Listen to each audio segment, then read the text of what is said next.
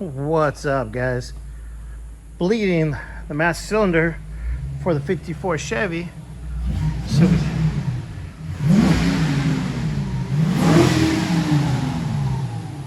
somebody's making a bunch of racket over there.